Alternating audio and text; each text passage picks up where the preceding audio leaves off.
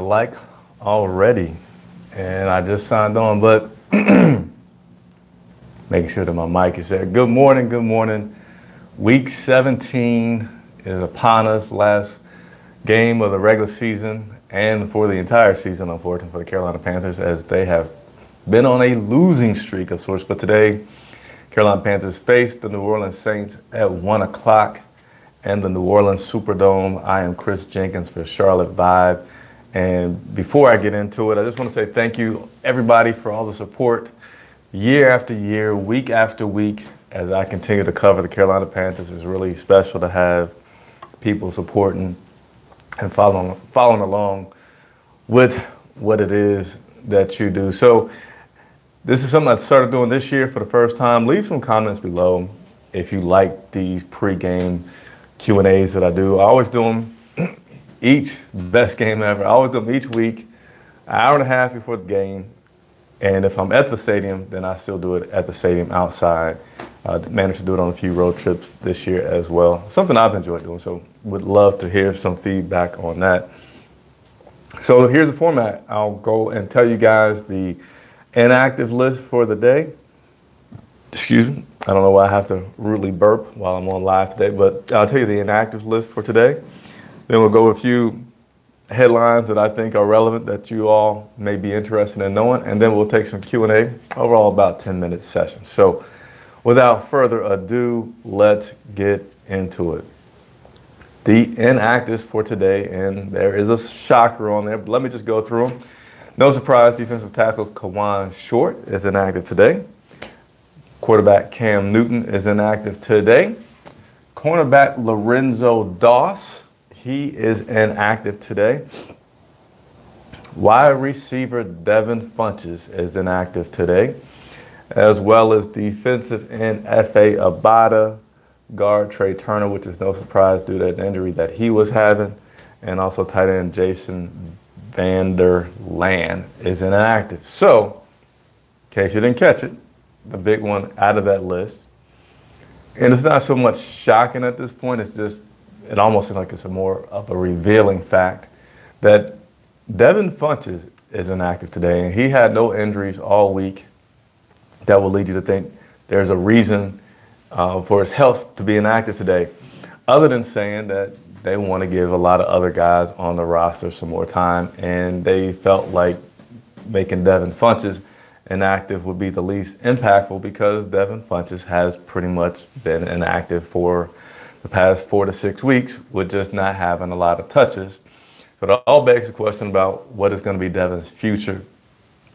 I don't feel like it's one that's going to be with this as things continue to go, just because he seems like a guy that knows, and like most NFL players, knows that he has some confidence in himself and some confidence that he can contribute to a team.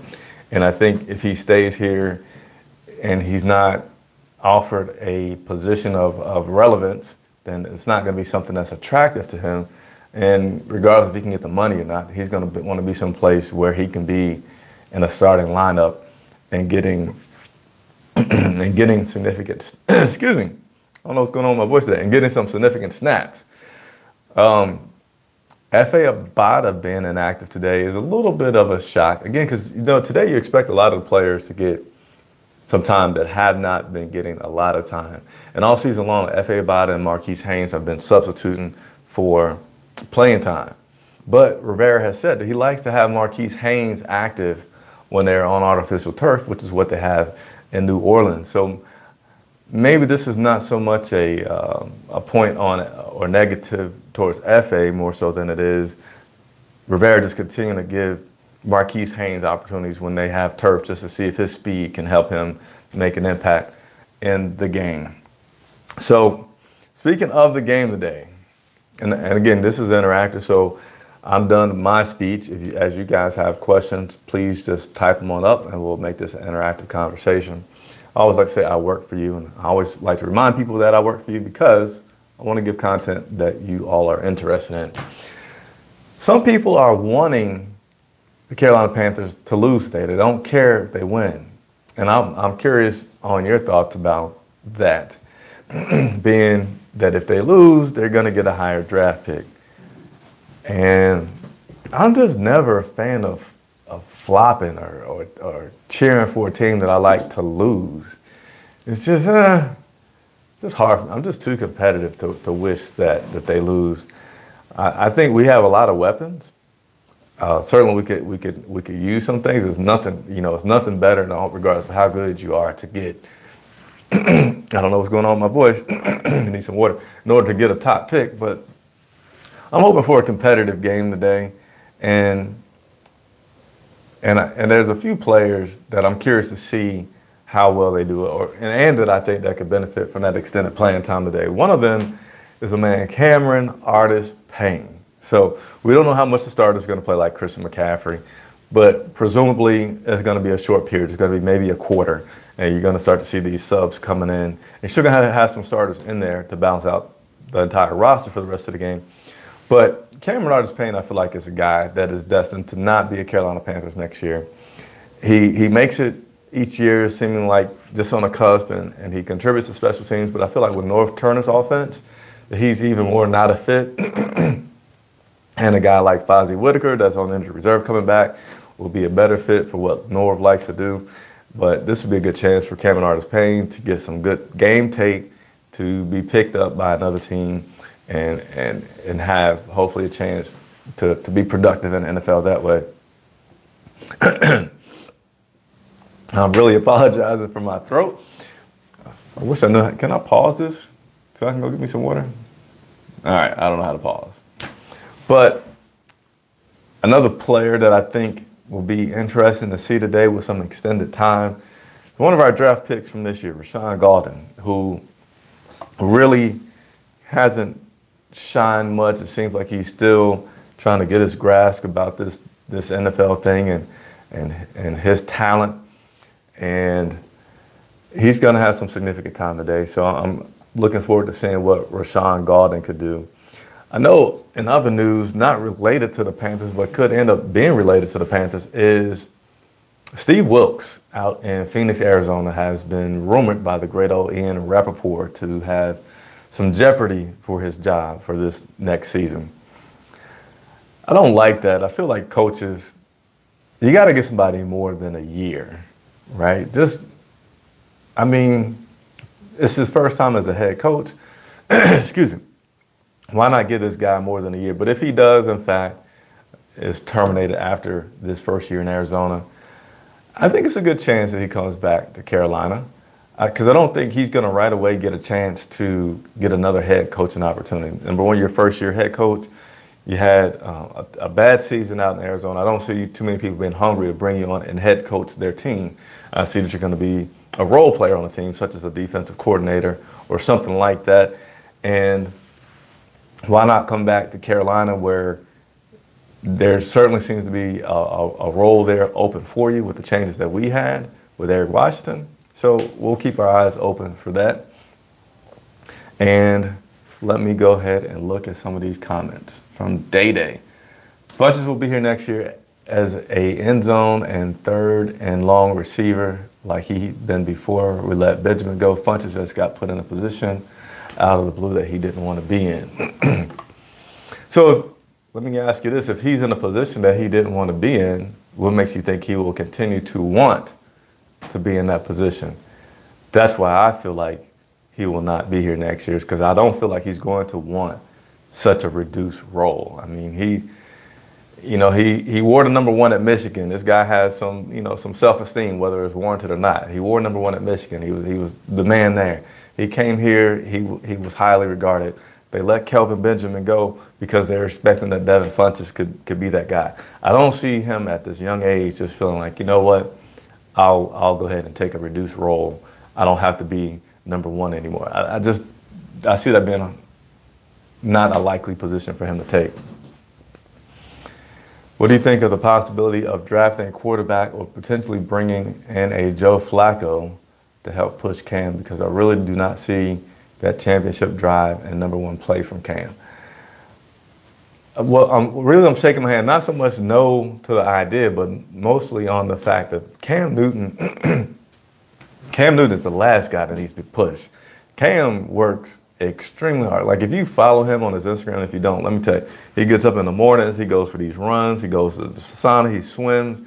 He has people come up to train with him at the Under Armour thing up in Baltimore and does all this rigorous. Like Cam Newton is extremely competitive. He doesn't need to be pushed like someone to get focused. I think with Cam it was more so just his ability with his arm this year where you saw some decline in Cam. But you know, Cam he never even wants to get pulled out of the game.